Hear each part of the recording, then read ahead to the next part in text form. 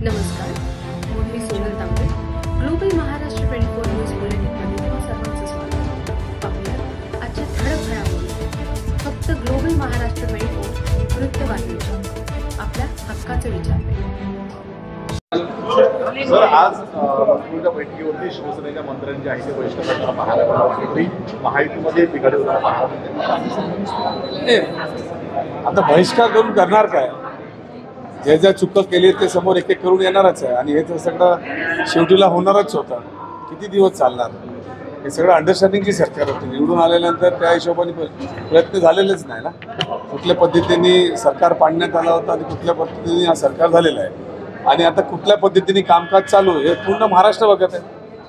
कसे गरीब लोकांचे झोपडे तोडण्यात येत आहेत आणि महाराष्ट्राची जागा कोणाकोणाला वाटप करण्यात येत आहेत. हे सगळं चालूच आहे. हे प्रकरण चालूच असणार. कारण आता शेवटी महानगरपालिकेकडे पैसे संपलेले आहेत, शासनाकडे पैसे संपलेले आहेत. हे सगळे उद्योग होत राहणार. सर मराठीमध्ये की काँग्रेस राष्ट्रवादी, काँग्रेस वेगळी लढते पण मुंबईमध्ये शरद पवारांच्या राष्ट्रवादीसोबत तुम्ही युती करण्याचा प्रयत्न करता, एकत्र येणार आहात का? असं आहे की काँग्रेस आणि राष्ट्रवादीची युती फार जुनी आहे आणि त्यांच्याबरोबर आमचा अजूनपर्यंत असं काही निर्णय झालेला नाही की आम्ही सोबत लढणार की एकत्र राहणार.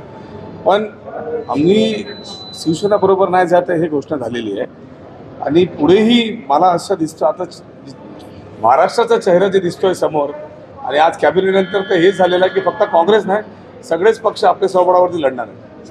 सामनामधून सातत्याने टीका केली जाते या गोष्टींवर. काँग्रेस मित्र होता काँग्रेसवर टीका केली जाते. काय सामन्यामध्ये कोण काय लिहितोय ते फक्त जास्त कोण त्याच्यावरती लक्ष देत नाही.